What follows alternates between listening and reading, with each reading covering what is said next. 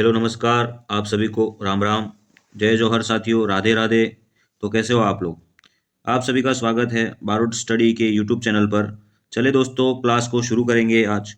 तो आज हम राजस्थान के इतिहास को जानने के स्रोत, सिक्के, सभ्यताएं, अभिलेख, शिलालेख के महत्वपूर्ण क्वेश्चनों को देखेंगे, जो कि हमारे पशु परिचर, उसके बाद में रीट, बीएसटीसी और एलडीसी और पीटीईटी और एसटीसी में बहुत बड़ा रोल निभाएंगे। ठीक है। और ये आज तक के पूछे गए पुराने जो पेपरों में से ही क्वेश्चन मैंने उठा उठा कर लिए हैं, जो कि आपको आगे की तैयारी में बहुत हेल्पफुल रहेंगे, जिससे अपन को ये पता चलता है कि एग्जामिनर क्वेश्चन किस प्रकार से सोचते हैं और किस प्रकार से उनका यहाँ पर एग्जामों में वो देते हैं। तो आइए शुरू करते हैं कि राजस्थान के इतिहास को जानने के स्रोत। तो देखो, राजस्थान के इतिहास को पुरातात्विक स्रोतों से भी जाना जाता है, पूरा लेखागारीय स्रोत से भी जाना जाता है और साहित्यिक स्रोत के माध्यम से भी जाना जाता है। जिसमें से पुरातात्विक स्रोत में आते हैं शिलालेख आ जाते हैं, ताम्रपत्र आ जाते हैं, सिक्के भी आते हैं। वही पूरा लेखागारी जो स्रोत होते हैं उसमें हकीकत बही आती है, हुकुम बही आती है और कमाठना बही आती है। ये क्या है कि उस समय के कोई जो बही खाते हुआ करते थे, जिसमें यहाँ की जो परंपराएं थी उसको सुसज्जित करते थे। तो इसके माध्यम से भी इतिहास को जानने के एक स्रोत प्राप्त होते हैं। वही साहित्यिक स्रोत में जो राजा महाराजा के दरबारी कवि हुआ करते थे, जो कि साहित्य लिखा करते थे, जिससे इतिहास को जानने को हमें बहुत सारी मदद मिलती है। जिसमें राजस्थानी साहित्य आ जाते हैं, संस्कृत साहित्य आ जाते हैं, वही फारसी साहित्य भी इसको जानने के लिए अहम भूमिका निभाते हैं। तो नेक्स्ट पेज पर चलते हैं। इतिहास को जानने के स्रोत निम्न में से कौन कौन से हैं? इतिहास को जानने के स्रोत निम्न में से कौन कौन से हैं? क्या साहित्यिक स्रोत होते हैं? बिल्कुल, ये तो होते ही हैं साहित्यिक स्रोत। वैदिक स्रोत हैं क्या इतिहास को जानने के लिए? तो इतिहास को जानने के लिए वैदिक स्रोत भी होते हैं वैसे तो। और साहित्यिक और पुरातात्विक स्रोत ये मुख्य होते हैं। कौन से? साहित्यिक और पुरातात्विक स्रोत जो होते हैं वो इतिहास को जानने के लिए बहुत महत्वपूर्ण है। जैसे पुरातात्विक स्रोतों के द्वारा ही तो अपन को मोहनजोदड़ो, कालीबंगा सभ्यता के बारे में जानकारी प्राप्त होती है, और साहित्यिक जो भी स्रोत है उसके बारे में प्राचीन समय में जो राजा रजवाड़े हुआ करते थे उनके इतिहास के बारे में हमको जानकारी मिलती है। ठीक है। तो ध्यान में रखना, इतिहास का तात्पर्य यही होता है कि लिखित रूप में प्रमाण प्राप्त हो जो भूतकाल में बीते हुए समय के, तो उनको इतिहास कहा जाता है। तो ये बहुत सारे जगह पर अपने काम में आते हैं। निम्न में से पुरातात्विक स्रोत में शामिल है। निम्न में से पुरातात्विक स्रोत में कौन से शामिल होते हैं? पुरातात्विक स्रोतों में कौन से शामिल होते हैं? तो देखो, स्मारक आकृतियां होती है, बिल्कुल होती है। अभिलेख मुद्रा ये भी तो होती है। सभ्यता से प्राप्त सामग्रियां भी तो होती है। अभी अपने बात हुई थी जैसे मोहनजोदड़ो, हड़प्पा, कालीबंगा, लोथल, धोलावीरा, ये सारी सभ्यताएं कहाँ है? ये पुरातात्विक स्थलों से ही तो प्राप्त हुई है। वहाँ के स्मारक आकृतियों से पता चला, वहाँ की रहन सहन के तरीके अभिलेखों से पता चला, वहाँ की मुद्राओं से पता चलता है। सभ्यता से प्राप्त वहाँ की जितनी भी सामग्रियां हैं उनसे भी हमें जानकारी प्राप्त होती है। नेक्स्ट प्रश्न पर चलते हैं। प्रतिहार वंश की जानकारी किस अभिलेख से मिलती है? प्रतिहार वंश की जानकारी किस अभिलेख से मिलती है? प्रतिहार का तात्पर्य होता है द्वारपाल। क्या होता है? द्वारपाल।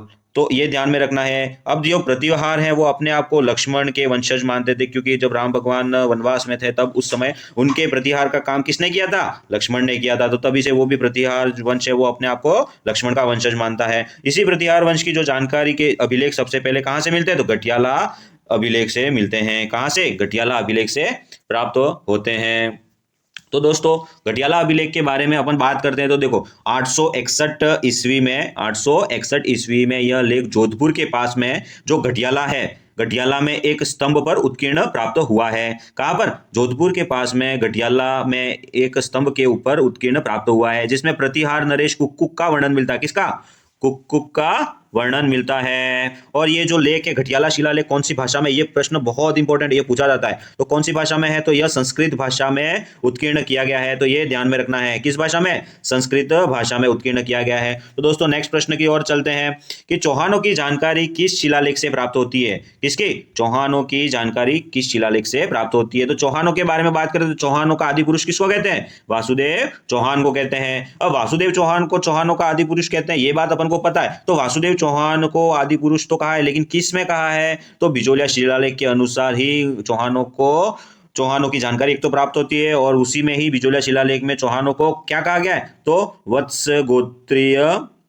वत्स गोत्रीय ब्राह्मण कहा गया है। क्या कहा गया? वत्स गोत्रीय ब्राह्मण कहा गया। इसी बिजोलिया शिलालेख के अनुसार आपको पता है तो जयपुर में सांभर झील है, जिसका निर्माण है वो चौहान शासक वासुदेव के द्वारा निर्मित किया गया है, यह भी बताया गया। जबकि यह झील प्राकृतिक है, लेकिन बिजोलिया शिलालेख के अनुसार यह जो है वो चौहान शासक के द्वारा निर्मित बताई गई है। तो नेक्स्ट प्रश्न पर चलते हैं दोस्तों। चिरवा शिलालेख किसका उल्लेख मिलता है? चिरवा शिलालेख में किसका उल्लेख मिलता है? तो चिरवा शिलालेख में समर सिंह के युग का उल्लेख मिलता है। चिरवा शिलालेख में समर सिंह के युग का उल्लेख मिलता है। इस शिलालेख के समय, ये जो शिलालेख है इसके समय मेवाड़ का जो शासक था वो कौन था? समर सिंह था। वही समर सिंह भुवनसुरी के शिष्य जो रत्नसुरी हैं, उन्होंने चित्तौड़ में रहते हुए चिरवा शिलालेख के बारे में रचना की, चिरवा शिलालेख की रचना की। और इनके जो मुख्य शिष्य थे, राजभुवन सूरी के मुख्य शिष्य कौन थे? पार्श्वचंद ने ये भी बहुत बड़े विद्वान थे, और इन्होंने इसमें सुंदर लिपि का, चिरवा शिलालेख में सुंदर लिपि का से किसने लिखा था? तो लिखा था पार्श्वचंद ने लिखा है। ये ध्यान में रखना है दोस्तों, ठीक है। और ये भी शिलालेख जो चिरवा शिलालेख वो भी कौन सी भाषा में है? संस्कृत भाषा में है। कौन सी? संस्कृत भाषा में। और 51 श्लोक के द्वारा इसमें वर्णन मिलता है, तो ये ध्यान में रखना है। अब नेक्स्ट प्रश्न पर चलते हैं दोस्तों। राजस्थान का जल दुर्ग कहा जाता है। राजस्थान का जल दुर्ग किसको कहा जाता है? तो राजस्थान का जो जल दुर्ग है वो गागरोन के दुर्ग को कहा जाता है। किसको? गागरोन के दुर्ग को कहा जाता है। गागरोन दुर्ग कहाँ पर है? काली सिंधी और आहू नदी के किनारे पर ही होता है गागरोन दुर्ग। काली सिंध और आहू नदी के किनारे। यही गागरोन दुर्ग में आपको पता हो तो कौन? पृथ्वीराज राठौड़ ने लिखा था।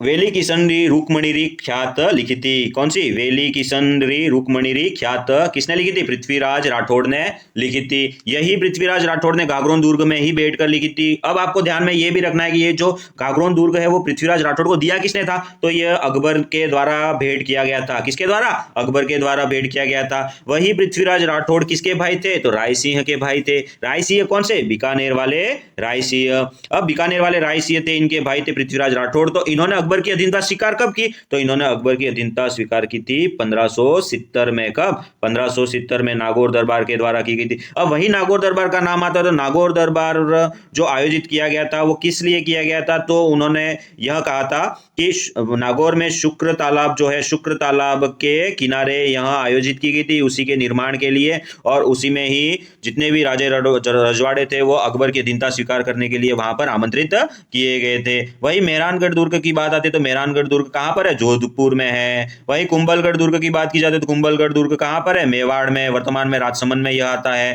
तारागढ़ दुर्ग की बात की जाती है, तारागढ़ दुर्ग बहुत इंपॉर्टेंट है क्योंकि तारागढ़ दुर्ग राजस्थान में दो है। एक कौन से? एक बूंदी में भी है और एक अजमेर में भी है। बूंदी तो दुर्ग का जो निर्माण किया गया है तारागढ़ दुर्ग का, वो इसको बूंदी का किला भी कहते हैं। ये 14वीं शताब्दी में 1300, इसको बिठा देता हूँ, ये ज़्यादा हो जाता है क्योंकि मैं ये लिख नहीं पाता हूँ सही से, और मैं बिना पेन हाथ चलाए मैं बोल भी नहीं पाता, इस चक्कर में खायरे ज़्यादा हो जाते हैं।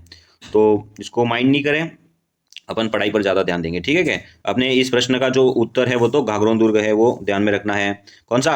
गागरोन दुर्ग है। वही तारागढ़ दुर्ग जो बूंदी वाला है, जिसका निर्माण 14वीं शताब्दी में 1354 में किया गया था। किसने? देवाहाड़ा ने किया था। किसने? देवहाड़ा ने किया था। हाड़ा शासकों द्वारा भी किया गया, ऐसा भी सीधे प्रश्न आ जाए, नाम पूछ लिया जाए तो देवहाड़ा, ये ध्यान में रखना है। वहीं पर तारागढ़ दुर्ग एक अजमेर में भी है। कहाँ पर? अजमेर में भी दुर्ग है। इसी तारागढ़ दुर्ग को अजय मेरू दुर्ग के भी नाम से जाना जाता है। इस अजय मेरू दुर्ग को तारागढ़ दुर्ग के नाम से जाने जाने का कारण यह है कि राणा सांगा के भाई उड़ना पृथ्वीराज, जिनकी पत्नी तारा यहाँ पर कुछ समय के लिए रही थी, तो उसी के कारण से इस दुर्ग को तारागढ़ दुर्ग के नाम से जाना जाता है, क्योंकि उनकी पत्नी के नाम पर इस दुर्ग का जीर्णोद्धार करवाया था उन्होंने, इस वजह से। तो चलिए नेक्स्ट प्रश्न पर चलते हैं कि पृथ्वीराज विजय महाकाव्य की रचना किसने की थी? पृथ्वीराज विजय महाकाव्य की रचना किसने की थी? तो पंडित जयानक ने ही पृथ्वीराज विजय की रचना की थी। किसने की थी? जयानक द्वारा की गई थी। तो चंद क्या है? चंद बरदाई जो है वो पृथ्वीराज चौहान के दरबारी कवि है। इन्होंने कौन सा ग्रंथ लिखा है? पृथ्वीराज रासो इन्होंने लिखा है। तो ये ध्यान में रखना। वाल्मीकि से याद रखना है, वाल्मीकि क्या है? वाल्मीकि ने रामायण लिखी है, वाल्मीकि ने रामायण लिखी है, ये भी ध्यान में रखना है दोस्तों। दोस्तों पद्मनाम कवि के बारे में भी देख लेते हैं। पद्मनाम कवि जो है वह 15वीं शताब्दी में एक भारतीय कवि इतिहासकार थे। 1455 कब 1455 में इन्होंने एक ग्रंथ लिखा, कान्हड़देव प्रबंध। कौन सा? कान्हड़देव प्रबंध की रचना की, ये ध्यान में रखना है, ठीक है। उसके बाद में कान्हड़देव प्रबंध कौन सी भाषा में लिखा गया, ऐसा अगर आ जाए तो डिंगल में लिखा गया। कौन सा? डिंगल में, तो ये ध्यान में रखना है। नेक्स्ट प्रश्न पर चलते हैं दोस्तों। पृथ्वीराज विजय महाकाव्य किस वंश की उपलब्धियों का वर्णन करता है? पृथ्वीराज विजय जो है वह कौन सा? पृथ्वीराज विजय महाकाव्य किस वंश की उपलब्धियों का वर्णन करता है? तो यह बताना है अपन को, चौहान वंश की करता है, प्रतिहार वंश की करता है, कुहिल वंश की करता है, या परमार वंश की करता है। तो पृथ्वीराज विजय की बात की, अब देखो पृथ्वीराज विजय में पृथ्वीराज चौहान की बात की जा रही है, तो पृथ्वीराज चौहान तो चौहान वंश के ऑटोमेटिकली हो जाएंगे। कौन से? चौहान वंश के। नेक्स्ट प्रश्न पर चलते हैं दोस्तों। हमीर महाकाव्य किसकी रचना है? हमीर महाकाव्य किसकी रचना है? तो हमीर महाकाव्य जो है वह नयन चंद्र सूरी के द्वारा लिखा गया है। हमीर महाकाव्य की रचना किसने की है? नयन चंद्र सूरी ने की है। नयन चंद्र सूरी जो थे एक जैन विद्वान थे। नयन चंद्र सूरी एक जैन विद्वान थे। अब जैन विद्वान है तो सीधी सी बात है कि उस समय ज्यादातर जो जैन विद्वान है वो संस्कृत भाषा का प्रयोग करते थे। तो यह हमीर महाकाव्य वो किस भाषा में है? संस्कृत भाषा में लिखा गया है, तो ये ध्यान में रखना है, संस्कृत भाषा में लिखा गया। हमीर महाकाव्य में है क्या? हमीर महाकाव्य में आपको पता है तो रणथंभौर के चौहान शासक कौन थे? हमीरदेव चौहान। हमीरदेव चौहान के साम्राज्य में हमीरदेव चौहान के समय में अलाउद्दीन खिलजी का आक्रमण हुआ था। रणथंभौर विजय की जानकारी इसमें प्राप्त होती है। वही हमीर रासो की बात की जाती है कभी, हमीर रासो, तो हमीर रासो लिखा था जोधराज ने। किसने लिखा था? पेन को थोड़ा सा छोटा कर देता हूं मैं। हमीर रासो लिखा था जोधराज के द्वारा लिखा गया था। हमीर रासो जोधराज के द्वारा लिखा गया था। हमीर रासो किसने लिखा? जोधराज ने। जोधराज ने लिखा, ये ध्यान में रखना है। हमीर मदमर्दन की बात आ जाए, हमीर मदमर्दन की बात आए तो भी आपको ध्यान में रखना है। मदमर्दन की बात आए तो हमीर मदमर्दन किसने लिखा था? जय सिंह सूरी। किसने? जय सिंह सूरी द्वारा लिखा गया था, तो ये ध्यान में रखना है। और कभी हमीर हट के बारे में आ जाए, हमीर हट किसके द्वारा लिखा गया है? तो हमीर हट लिखा है चंद्रशेखर ने लिखा है। किसने? चंद्रशेखर ने हमीर हट लिखा है। तो आपको ध्यान में रखना है, देखो हमीर रासो लिखा गया ऐसा प्रश्न आ जाए तो जोधराज, हमीर मदमर्दन लिखा हुआ आ जाए तो जय सिंह सूरी, हमीर हट लिखा हुआ आ जाए तो चंद्रशेखर, हमीर महाकाव्य आ जाए तो नयन चंद्र सूरी। तो ये ध्यान में रखना है। नेक्स्ट प्रश्न पर चलते हैं दोस्तों। पृथ्वीराज रासो किसकी रचना है? तो पृथ्वीराज रासो जो है रचना किसकी है? चंद की रचना है। पृथ्वीराज रासो किसकी रचना है? तो चंद की रचना है। तो आपको देखो चंद को हिंदी का पहला कवि माना जाता है, ये भी ध्यान में रखना। कौन सी भाषा का?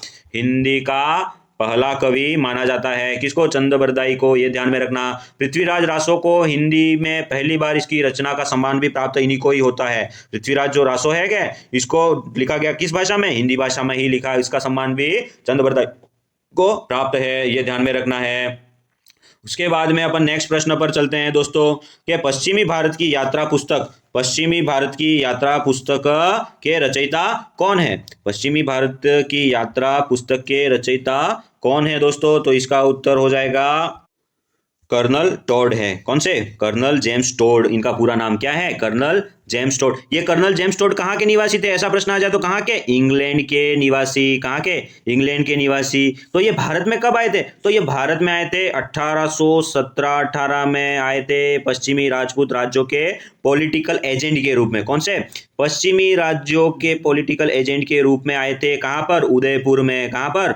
उदयपुर में आए थे, तो ये ध्यान में रखना है। नेक्स्ट प्रश्न पर आते हैं दोस्तों कि वंश भास्कर के रचयिता कौन है? वंश भास्कर के रचयिता कौन है? तो वंश भास्कर के रचयिता हो जाएंगे दोस्तों सूर्यमल मिश्रण। कौन? सूर्यमल मिश्रण। सूर्यमल मिश्रण जो है वो कहाँ के हैं? तो बूंदी के हाड़ा शासक राव। कौन से? महाराव राम सिंह के दरबारी कवि। अब महाराव राम सिंह के दरबारी कवि है तो इससे अपन को क्या ध्यान में रखना है कि इससे ध्यान में रखना है कि 1857 के बारे में इसकी बात करते हैं। यह किसकी? 1857 की बात भी यहाँ पर की जाती है इनके द्वारा, सूर्यमल मिश्रण के द्वारा। उसके बाद में सूर्यमल मिश्रण के ही जो वंश भास्कर लिखा है, इस वंश भास्कर को इनके ही दत्तक पुत्र, कौन, इनके ही दत्तक पुत्र मुरारी दान ने पूरा किया। किसने? मुरारी दान के द्वारा पूरा किया गया। तो दोस्तों नेक्स्ट प्रश्न पर चलते हैं। हाँ दोस्तों, और मैं ये कह रहा था कि आपको देखो, कभी कभी क्या पता है कि प्रश्न ऐसे होते हैं कि जिसके उत्तर है लगभग लगभग मिलते मिलते दिखते हैं। अब ये यहाँ पर ही देख लो कि सूर्य कुमार मिश्रा भी है और सूर्यमल मिश्रण भी है। सूर्य कुमार मिश्रा भी और सूर्यमल मिश्रण भी है, जबकि इसका उत्तर क्या है? सूर्यमल मिश्रण है। क्या है? सूर्यमल मिश्रण है। तो कभी कभी क्या होता है कि कोई बच्चा है वो ध्यान से देखता नहीं है और गलती से सूर्य कुमार मिश्रा कर देता है, जो कि नहीं होता है। ऐसे कैसे? वहां पर मेन एग्जाम में भी आपको ध्यान में रखना है। अपन ये देखो, क्वेश्चन आंसर के द्वारा अपन यही प्रिपरेशन करते हैं कि कोई भी पेपर होता है तो उस पेपर को किस तरह से अटेंड करना है। ऐसे नहीं है कि सीधे सीधे प्रश्न कर दिए न गलत हो जाए न फिर बाद में अफसोस हो। उससे अच्छा क्या है कि क्वेश्चनों को अच्छे से देख लेने में ही फायदा होता है। तो प्रश्नों को अच्छे से पढ़ना है, ऑप्शन को अच्छे से पढ़ना और शांति से जवाब देना है। ठीक है, नेक्स्ट प्रश्न पर चलते हैं दोस्तों कि वीर विनोद की रचना किसने की थी? वीर विनोद की रचना किसने की थी? तो श्यामल दास ने वीर विनोद की रचना की थी। किसने? श्यामल दास ने ही वीर विनोद की रचना की थी। कविराज श्यामल दास जो है वह 1826 में इनका जन्म हुआ था। कहाँ पर? 1826 में, तो 36 में, सॉरी 1836 में तो इनका जन्म हुआ था। कहाँ पर? भीलवाड़ा में। ध्यान में रखना, भीलवाड़ा में हुआ था कविराज श्यामल दास का जन्म। 1879 में महाराणा सज्जन सिंह ने इनको कविराज की उपाधि दी थी। किसकी? कविराज की उपाधि। ऐसे प्रश्न आ जाए श्यामल दास को कविराज की उपाधि किसने दी थी, तो आपको ध्यान में रखना। देखो दोस्तों, मैं लिख नहीं रहा हूं, मैं बोल रहा हूं। मेरे शब्दों को ही अगर आप नोट्स बना रहे होंगे तो उसको, मेरे शब्दों को सुन सुनकर ही आप नोट्स बनाना, क्योंकि लिखने वाला जमेगा नहीं, क्योंकि मैं बोलता ज्यादा हूं और लिखने के लिए जगह कम पड़ जाती है। तो इसलिए आपको ध्यान में रखना है कि 1879 में महाराजा सज्जन सिंह, कौन से? सज्जन सिंह ने इनको कविराज की उपाधि से विभूषित किया था। कौन सी? कविराज की उपाधि से। वहीं श्यामल दास को ब्रिटिश सरकार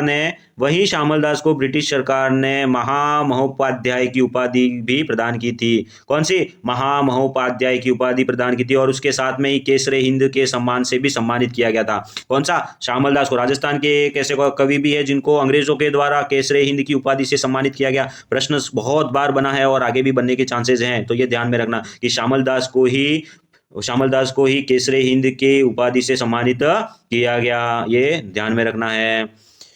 नेक्स्ट प्रश्न पर चलते हैं दोस्तों। उदयपुर, जोधपुर, सिरोही, डूंगरपुर, बांसवाड़ा, प्रतापगढ़ के इतिहास के रचयिता कौन है? उदयपुर, उदयपुर, जोधपुर, सिरोही और डूंगरपुर, बांसवाड़ा, प्रतापगढ़ के इतिहास के रचयिता कौन है? तो कौन है? गौरी शंकर हीराचंद ओझा। कौन? गौरी शंकर हीराचंद ओझा। ये ध्यान में रखना। गौरी शंकर हीराचंद ओझा का जो संबंध है वह राजस्थान के इतिहास ग्रंथों से होता है ज्यादातर। उसके बाद में यहाँ जो गौरी शंकर हीराचंद ओझा है वहाँ सिरोही राज्य का इतिहास भी इन्होंने लिखा है। राजपूतों का प्राचीन इतिहास भी इनके द्वारा लिखा गया है। उसके बाद में राजपूतों के प्राचीन इतिहास से संबंध में राजपूताने का इतिहास शीर्षक के नाम से सुप्रसिद्ध इनकी श्रृंखला की पुस्तकों का भी प्रकाशन 1927 में आरंभ हुआ। तो ये ध्यान में रखना है दोस्तों। नेक्स्ट प्रश्न पर चलते हैं दोस्तों।